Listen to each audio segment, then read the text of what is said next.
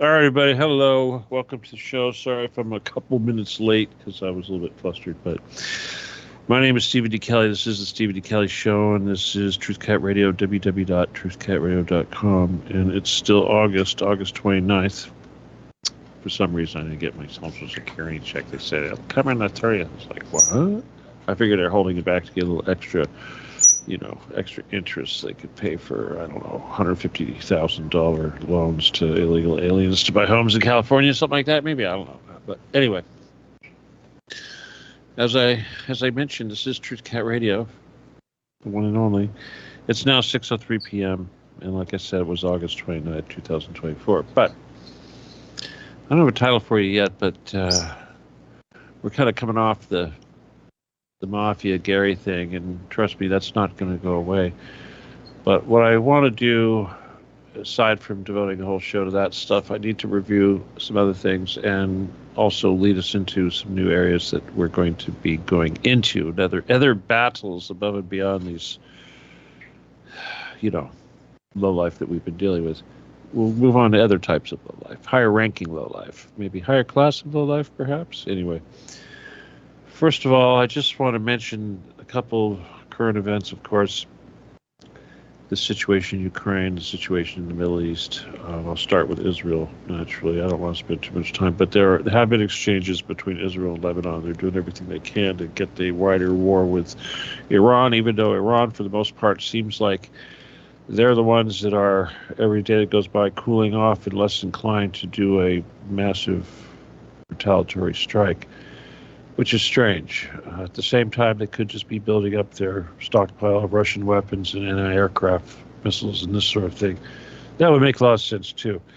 But that hasn't really happened. And, of course, Netanyahu is doing everything he can to incite World War III as fast as possible, namely via Lebanon.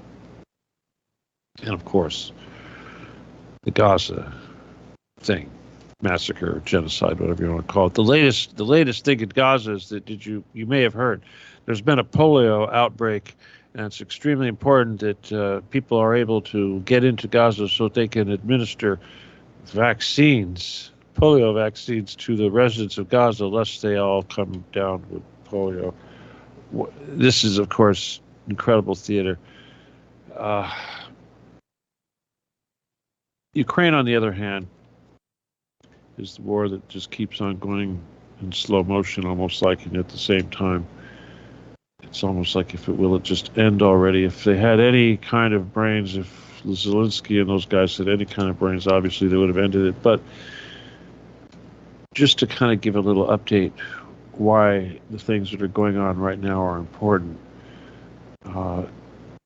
First of all, of course, the Ukrainians are still in the Kursk region, and they are occupying a bunch of Russian territory.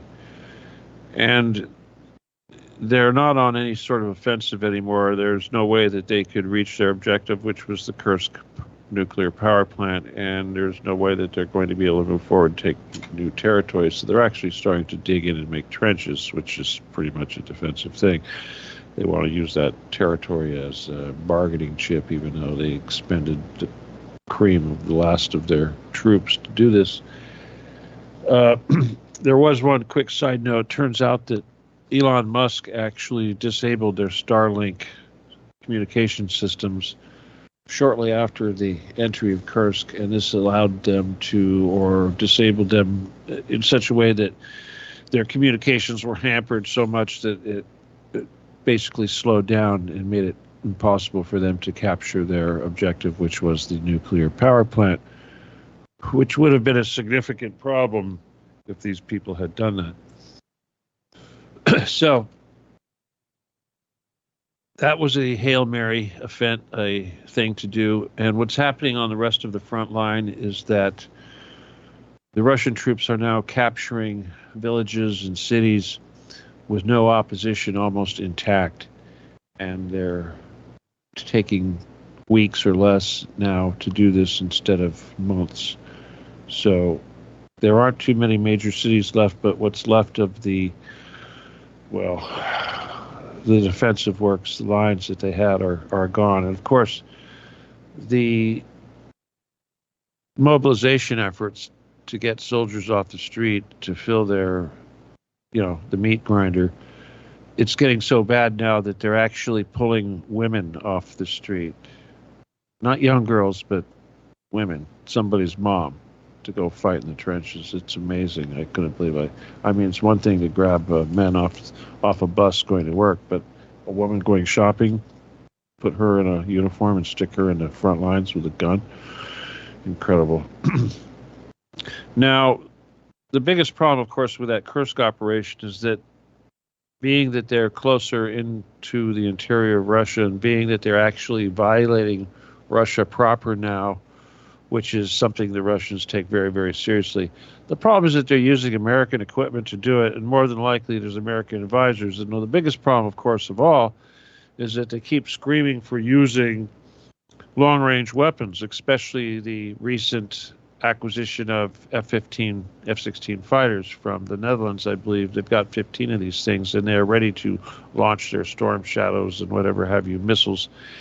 And all of these missiles require Western people, Western advisors, Western technicians to designate the targets and to sight the targets and to basically guide the missile to the targets. So when they do these things and they want to use these Storm Shadows and they want to use these HIMARS, whatever it is, rockets that they're launching, all of these require American input and target acquisition.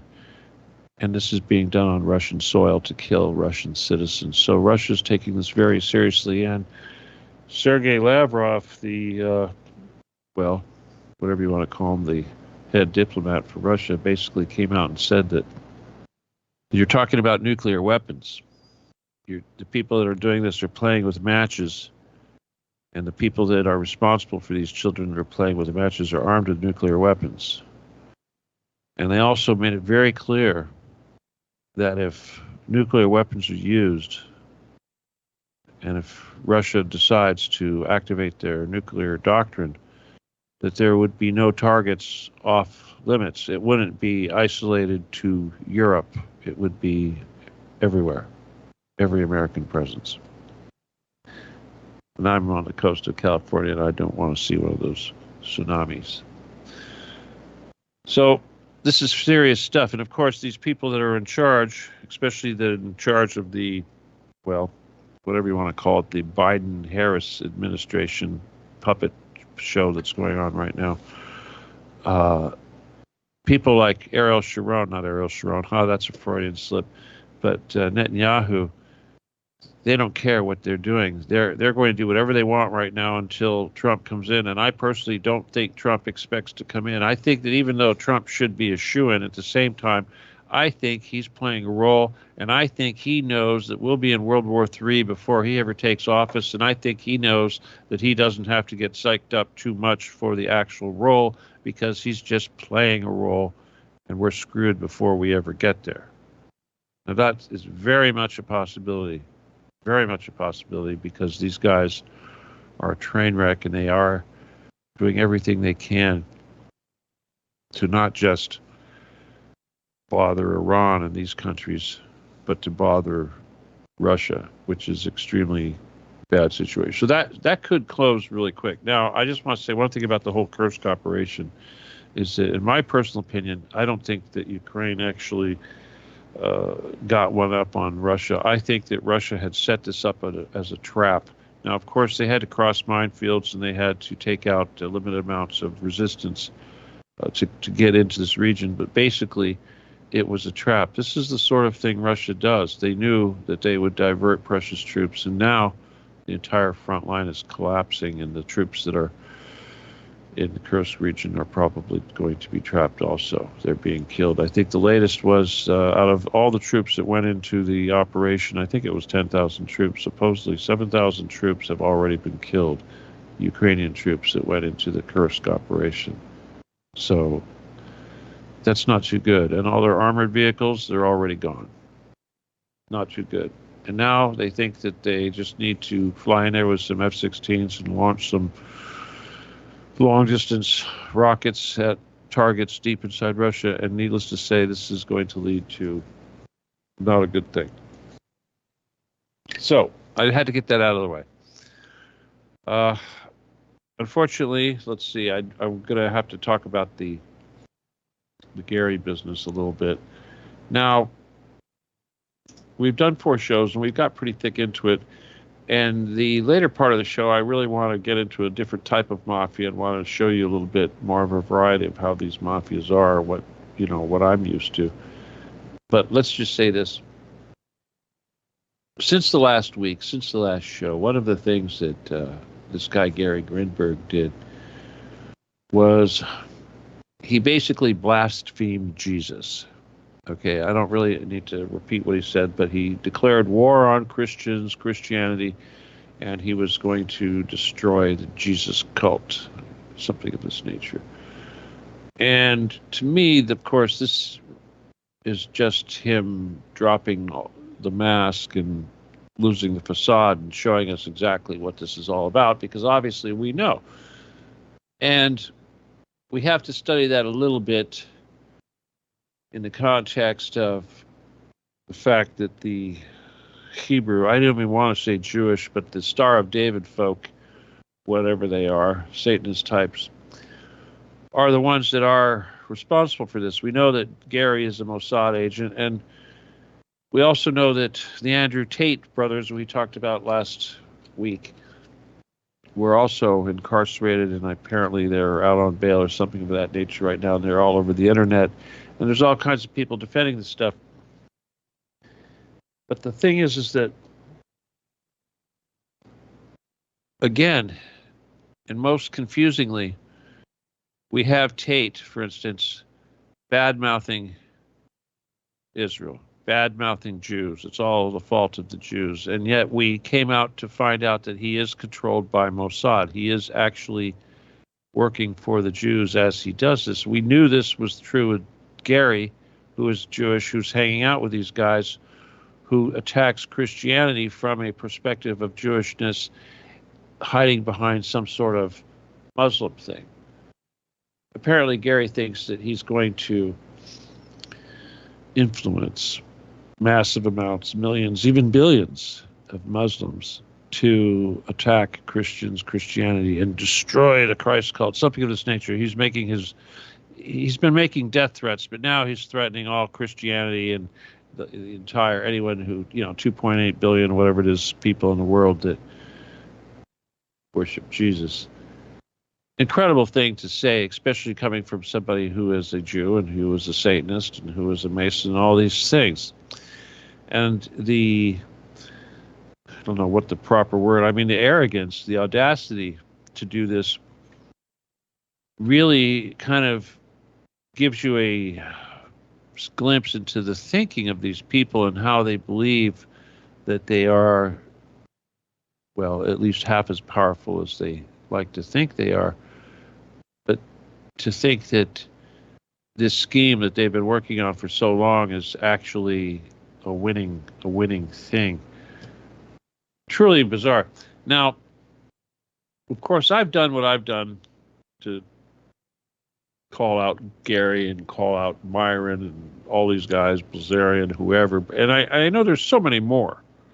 I hate to call out Candace Owens, but she's certainly in there too. And again, there's so many of these guys, but it's almost like when you look at what you're up against, people like Tate that have 9.9 million followers, etc., it's pretty overwhelming. And unfortunately, it is a lot of weak people that are falling for this crap. Now, we can do our damage, but ultimately the people that are going to fall for this are going to fall for the greed or the ego nonsense. I hear that Red Pill Aries is really taking a dump. I think his efforts to recruit young boys has probably fell off quite a bit since it came out, that he's really gay and stuff.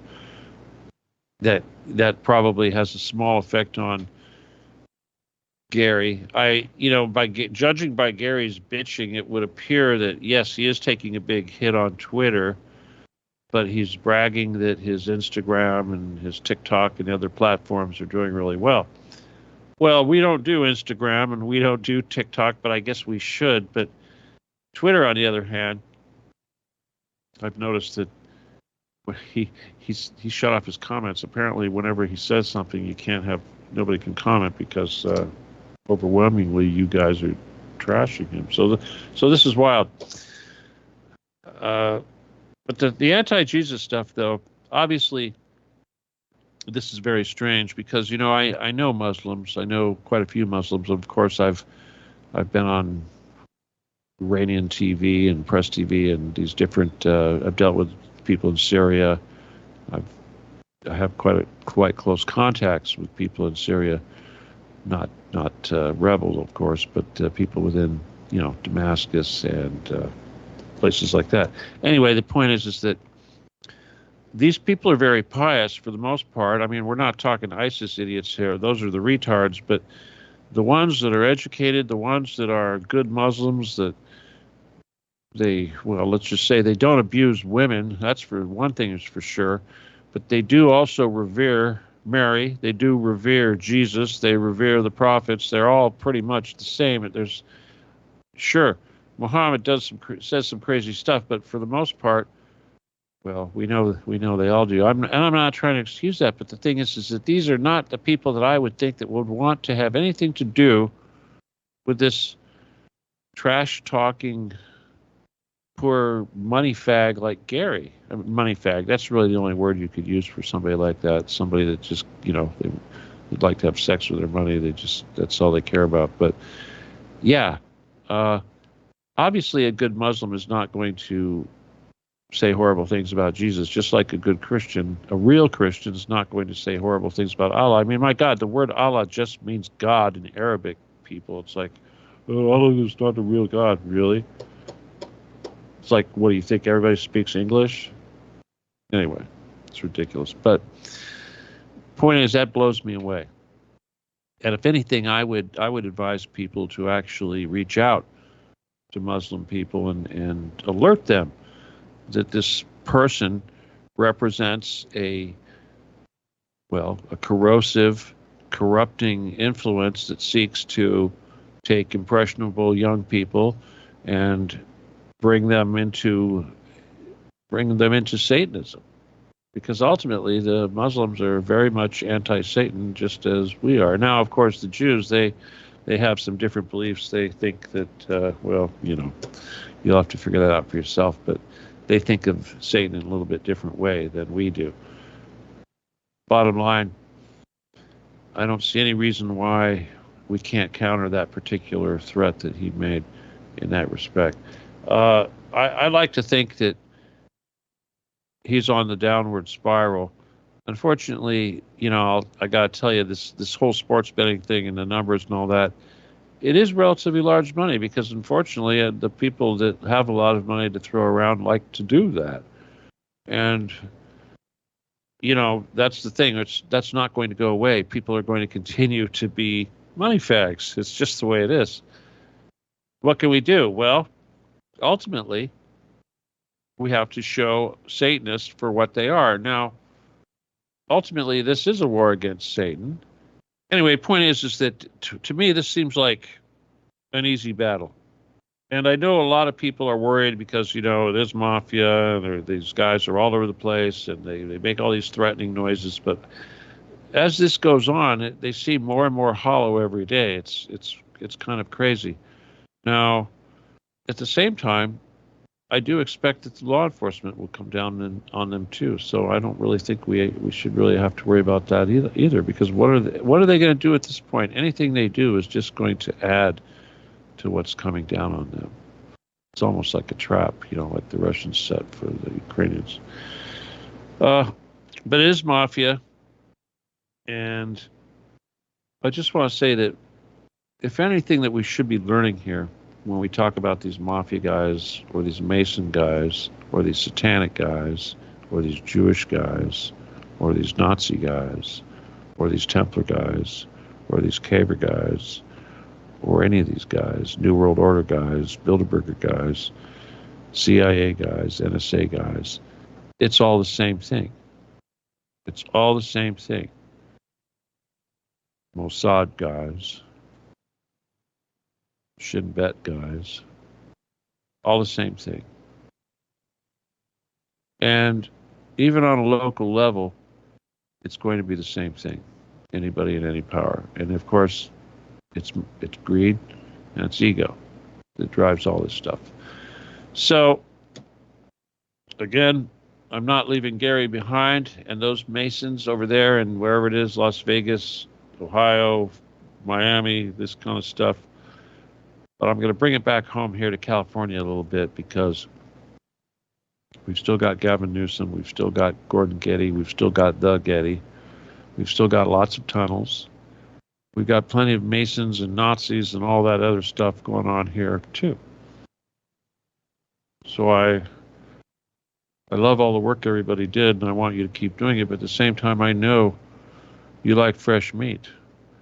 And I'm not going to turn you loose just yet, but I am going to kind of tease you a little bit with what we're going to do.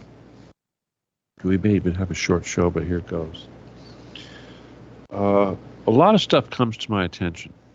You know, just like when we were dealing with Emma and those idiots, a lot of stuff came to my attention regarding victims and things that people had to go through on various different networks and how these things worked, mechanics and otherwise. And of course, same thing applies to Gary and his little mafia and how they've taken their money and how they do their multi-level marketing and how they launder the profits and invest and who ultimately is the top feeder. But I'll tell you right now, the top feeder, of course, is Satan. But between Satan and all these little humans, there's quite a bit of people. So I got exposed to a situation going on here in California involving real estate, I'll just say. And one of the aspects of real estate, of course, is assessing the property, appraisal of the property. And when you think about it, California is a very wealthy place. And one of the reasons why it is as wealthy as it is because of the value of the real estate. So if you take all those homes and all that land and all these various different buildings and improvements that have been built, the current value, it's a ridiculous amount of money, equity value, property. Now, of course, all of that is subject to appraisal when it changes hands. And certainly this has an effect on, well, taxes, how much you can get from loans and this kind of thing. You know, remember like Donald Trump and his big issue in New York, and he would inflate the price of property or he would deflate the price of property if he was paying taxes on it. The property value would go down. If he was trying to borrow money on it, the cost would go up. This is what he did. This is what he got in trouble for in New York.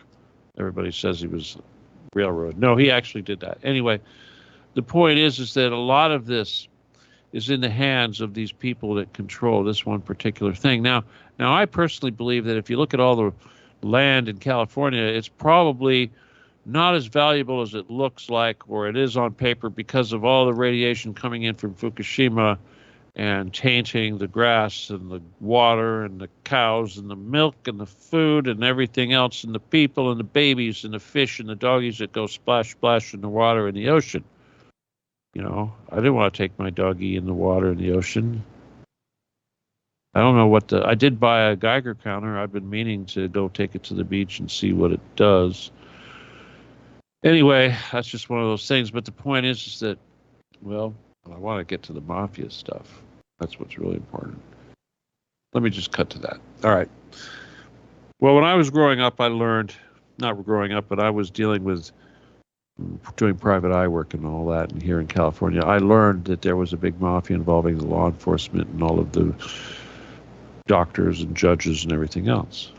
Now, that should not sound too strange to anybody that's familiar with the Getty operation, because of course we have Gavin Newsom, who was a adopted son of the Gettys, and how much he's all, you know, eventually going to be president. He's governor of California, and all the horrible things that's going on in California. But the thing is that if we look a little bit closer at his father and you look at the little bit closer at the people they hang out with and who the Gettys hang out with, and you look at some of the connections. Now what happened was that I got to looking at somebody that was in El Dorado County that was involved in this appraisal business. And I'm not going to mention his name right now because he's just part of the investigation right now, but it started with him. Now, this was a guy who did something, and, well, let's just say it caught my attention. What is the thing that caught my attention the most is he has a relatively lowly job, yet he owns a vineyard up there in Northern California in El Dorado County. Now, that's kind of interesting, it's like a vineyard. Wow. But there's a lot of other criminals, let's just say corrupt people. And I followed this guy down through a whole bunch of officials in the industry, in the real estate industry, in the appraisal industry, and what have you. And it basically led to judges, court clerks, prosecutors, police officers, sheriffs, and on and on and on. I'm like, wow, this is interesting. This is very organized, these people here, and every one of them is acting like small-town mafia crooks. Now, bear in mind, this is up there in El Dorado County. Now, El Dorado, of course, if you're familiar with the vernacular, is about gold. The gilded one, I believe, is what it translates out to. But the story of El Dorado, the myth, the legend of El Dorado, the city of gold. Now, we know, Occupy the Getty people know that the city of gold isn't fake. There is actually, if there isn't a city of gold, there's plenty of gold underground in California. And one of the big secrets that these cavers work so hard to keep secret is that fact and the entrances to said undergrounds. Obviously, the Getty is such an entrance, and obviously all of these tunnels hook up to these things, where the sides of the rivers, underground rivers, are lined with gold. It's incredible. They'd rather kill us all before they let everybody know that. They'd love to bring that gold up to the surface, but first they need to get rid of us all because we don't deserve it. There's a lot of other things down there, too, like special water, Fountain of Youth, that they don't want us to have either because, well, Fountain of Youth helps you live longer. They don't want that either. Better than adrenochrome. Anyway, so as I dug into these city people, these guys from this county, these various different corrupt people, I noticed a reoccurring thing. They all had a lot more money than they were getting paid for. They're getting paid for their job. And I keep thinking they must be Masons. And I look, it's like, well, let's see, there's three lodges in that general area. But of course, they don't give out their members. And if you try doing any inquiries, they're going to block you. But I'd like to know. I'd like to know who those members are because I'm thinking these people are all in on it. These law enforcement officers, these judges, something going on here. Now, interestingly enough, I thought, well, the whole Newsom family and the Getty family kind of come into the picture here. Now, this particular part of land we're talking about is a relatively thin strip of land that goes from roughly Sacramento County towards the center of the state up. When I say up, I mean up the mountain to Tahoe, Lake Tahoe. It's a relatively skinny strip. That's El Dorado. Just above it is another one. What do they call that one? Placer County. Placer is a type of gold. They say placer gold. I'm not going to get into geology, but anyway, yeah, the name of placer gold. Now, one of the things I found out was that this is where Gavin Newsom's father lived. This is where these guys come from, over there in Placer, not Placer, but not El Dorado, but yeah, Placer County. I thought, wow, this makes sense. These guys are all connected. Now, if you look at that area, first of all, remember, this is where the gold was discovered. This is gold rush country. Lots and lots of gold. And from the lower levels, it goes upwards to the mountains. Very famous area. This is where Donner's Pass is. This is Truckee. This is a difficult traverse. Extremely difficult to, say, build a train that goes from Lake Tahoe down to Sacramento. Very difficult, very steep. So it's a very historical area. It's a very wild area. There's been lots of gold there. There's been lots of criminal activity there, Wild West type stuff. There always has been. So it's no surprise that this kind of thinking and this kind of culture would be so permeated there. And it's a very old culture. One of the things that's a giveaway is that if you look at the county seal for El Dorado, it's got a gold miner sitting there panning for gold with a sluice behind him, but then there's a tree behind him also. The tree has a noose hanging there. And the reason was because that town or that county was a hanging county. They like to lynch people there. That's a good way of putting it. They like to lynch people. So right away, it conjures up more images of outlaw justice or corrupt cities, kind of like you'd have in a Western where the bad guys took over the town. Only in this case, the bad guys turned into the governor and are running for president. Now, Gavin's father, William, died here not too long ago. He actually was in San Francisco and has rented home over there where he died, but he was promptly brought back to his hometown. What was it?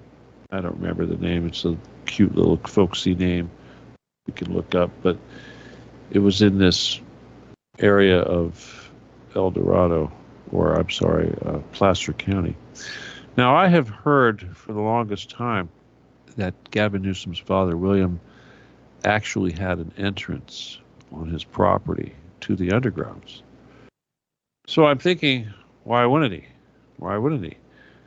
He was certainly connected to the Gettys. He did something like, I guess the thing that he did that was so big was that he argued in court for not one but two Getty brothers that allowed them to each get, quite a few $100 million for one thing or another. So they're quite indebted to him. But it was only a short time after that he became circuit court judge or whatever. He became a judge, the district court judge, whatever it is, for that county. That was his seat. He was the judge for that county seat. So right away, that's a big clue, major corruption. So bottom line, and again, I'm going to probably organize this a little bit better because right now I'm just collecting names and pictures and addresses and trying to piece together stuff. I'm very far from getting the tunnels access stuff going on, but that's definitely part of what I'm putting together. And what I'm hoping I'm going to be able to gather up here real quick is more big names, like who's paying off who, and who's not just who's getting paid off, but who's doing the paying. Who are the big players that are benefiting? What I'm really curious to know is that when property is appraised, when it goes through this process, it's almost like a buy-off. Your taxes are based on it. And of course, any kind of improvements or changes are going to be indicated. Any kind of damage or any kind of structural questionable feature is going to be indicated in these reports. So yeah, if a home does have a tunnel under it or a tunnel access or gold mine perhaps, maybe these are things that need to be left off. Maybe these are things that need to be handled in a gentle manner so that they don't produce any scrutiny. But ultimately, I'm thinking that this is a power that is inflating vast wealth from something that probably is not of that value. It's probably inflated is the key word here, I think. So it's a system, but do we know how it works yet? No, I don't. Is it a mafia? Yes, it is. Most indeed, it is a mafia. The other issues that I'm seeing here, of course, with this investigation right here, and of course the fact that these particular two counties are very closely connected to the Getty family through the association with William Newsom and some of the corruption that may be directly connected to that. I think that we're going to we're going to find tunnel access. I think we're going to find entrances to caverns. I think we're going to come up with some interesting things. I'm just going to leave it at that because, again, like I said, there's a long way to go, and these things are just coming to light. But the bottom line is that whenever you see humans acting, well, overreacting, it's usually a good idea to investigate what they're doing and find out why they're overreacting and what are they really hiding. So I'm going to go in that direction for a little while, right? I'm just going to leave it at that. That should be kind of interesting. I'll let you guys know more. Obviously, this is very premature, but I think that, I mean, we've been working on this a little bit, but let's just say this. I would have never thought that these areas of the state would be so responsible for so many criminals. And yet at the same time, it seems only natural that these old mafia families, criminal organizations, criminal families would have been involved in nefarious activities. And obviously gold, production of gold, the mining of gold, location of gold deposits, certainly this is a big concern for these dark guys. So I think it's something big. I don't know exactly where this is going to lead us, but we're going to be going down that path here pretty soon. Let's see, what else I want to tell you before I let you go? Sorry to bore you. I could blame it on Eugene. He's visiting from me. I know he's listening right now. I think he's got the iPhone. Yeah, Eugene. It takes me all day. You know how it is. I have to think all day about what I'm going to say. I knew I was going to talk about this. I wanted to tell you guys about this thing that's going on in Northern California here, but it's still very premature. But, you know, it shouldn't surprise any of us because it's just such a deep corruption. And I suspect that all the counties in California are the same way. All the counties everywhere are the same way. But I guess when you pick apart the entire structure, legal structure, the city structure, county structure of one particular area and realize that your area is the same, then you can see how this is how they're able to do the human trafficking and get away with things like what's going on under the Getty. And when you realize that these very same people, although they may seem like Wild West hick gangsters, and yet at the same time, the vast money they control and the power they control over everybody else it's immense. So we can't take any of this stuff for granted. As far as Gary's concerned, again, we'll get back on that stuff. But if you do have any influence or you have any information that can help us with our investigation into the various Masonic lodges in the area of El Dorado and Placer County, that would be very useful because, you know, guys like, William Newsom, I'd like to know what lodge he belonged to. I'd like to know what lodge the mayor, the chief of police, the sheriff, all these people belong to. I think this is going to be a very productive little search, and I hope you guys will find some real fun little tidbits. But those are the two counties I want to focus on, if you guys don't mind. I'm going to remind you all again that if you want to help out economically, you got to use the PayPal, of course, which is StephenKelly714@yahoo.com. And you have to please say it's for friend or family so that, you know, I actually get it because I'll have to send it back to you if you don't do that. And that's about it. I don't really want to go into too much more. But if you haven't joined Occupy the Getty / Stephen D. Kelly on Telegram, you better hurry up and do it. And I believe that the owner of Telegram has been released from jail on bail over there in Paris. I guess if I were him, I would walk away from that and disappear. I mean, seriously, it's like screw Macron. But you need to do that. Of course, the group has been growing pretty well because I did do that interview a little while ago. So if you could help me do more interviews, that would be really helpful. And then, of course, the Twitter is where it's really at. And we're up to, 17,300. We just did that, 321 people. Okay, I just went up some month. So that's exciting. Help me continue to grow that, please. And if you need to communicate with me, please use the LAW17GUN@AOL.com for any reason whatsoever. If you have questions or you want to give me crap, whatever, that's important. Of course, I can read an email if you send it to the PayPal address, but the other one is primarily for correspondence. So that's just saying. All right. I want to thank all of you guys for your hard work, especially everybody that's been working on the memes and stuff. And like I said tonight, I'm a little bit out of sorts. But who knows? You know, I want to start talking about this event that's going on in October, but I'm kind of holding back for obvious reasons. I don't want to get you too excited, but I am preparing for that, and it should be definitely interesting, to say the least. And I'm looking forward to meeting all the people that are supposedly coming. If the bad people want to come, I'll deal with them too. Okay, guys. All right, let's just leave it at that. Once again, thank you for being here. Thank you for all of you that stuck around. And I'm sure a lot of you are going to stick around and listen to this recording over, which I actually made. All right. Again, I do appreciate you being here, and I look forward to seeing you guys in the group and your emails, etc. If you need any help with anything whatsoever, you got any evidence of anything whatsoever, please let me know. Of course, I'm not really talking about target individual stuff, but you know what I'm saying.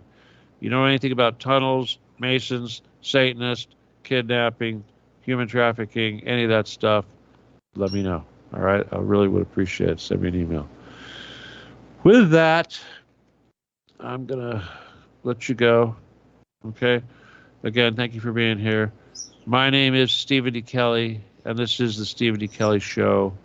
And we are Truth Cat Radio, www.truthcatradio.com. And it's now 6:45. You only got 45 minutes out of me tonight. That's okay. And it's still August 29, 2024. All right, guys. Good night. God bless. Adios. And goodbye.